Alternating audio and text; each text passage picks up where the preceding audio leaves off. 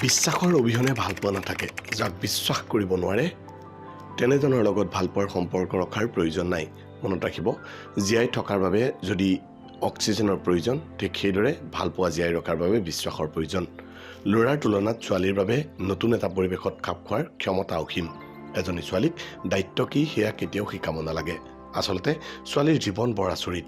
সৰুৰে পৰা দেউতাকৰ ঘৰত ডাঙৰ হোৱা, পঢ়া শুনা কৰি খেলা ধূলা কৰি ডাঙৰ হোৱা ছোৱালীজনী পিছত দেউতাকৰ ঘৰখনলৈ আলহীৰ দৰে আহিব লগা হয়। সঁচাকৈ এজনী ছোৱালী বহুত ভাগ্যৱান হৈ জন্ম হয়। এজনী বাপেকৰ ঘৰত, আনজনী তেওঁৰ স্বামীৰ ঘৰত। সেইবাবে কোৱা হয় ছোৱালীবিলাকৰ দুখন পৃথিৱী আছে। আপুনি জানেনে ছোৱালীবিলাক কিয় খাপ খাই পৰাত পাকৈত? দেউতাকৰ ঘৰৰ এলেহুৱা ছোৱালীজনীও স্বামীৰ ঘৰলৈ গৈ কামত ব্যস্ত হয়। অতি খঙাল ছোৱালীজনীও সকলো খং নিজৰ চাদৰৰ আঁচলত সামৰি সহ্য কৰিব শিকে। আনৰ মন জয় কৰাত ব্যস্ত হয়। দেউতাকৰ ঘৰৰ ৰাজকুমাৰী ছোৱালীজনীও ছোৱালীৰ পৰা পত্নী হ'লে সকলো নতুনকৈ ভাবিবলৈ আৰম্ভ কৰে। হঠাতে উচুপি উঠা ছোৱালীজনীও সকলো স্বীকাৰ কৰি সংসাৰক লৈ ব্যস্ত হৈ পৰে। আৱেগিক ছোৱালীজনীও এটা সময়ত বাস্তৱ কি তাক বুজিব শিকে।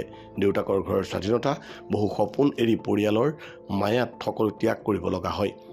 পৰিয়ালৰ মায়াতেই জীৱনটো সলনি কৰিব লগা হয়। নিজকে সদায় পৰিষ্কাৰ কৰি ৰখা ছোৱালীজনীও নিজৰ চেহেৰা দাপোনত চোৱাৰ সুযোগ নোপোৱা হয়।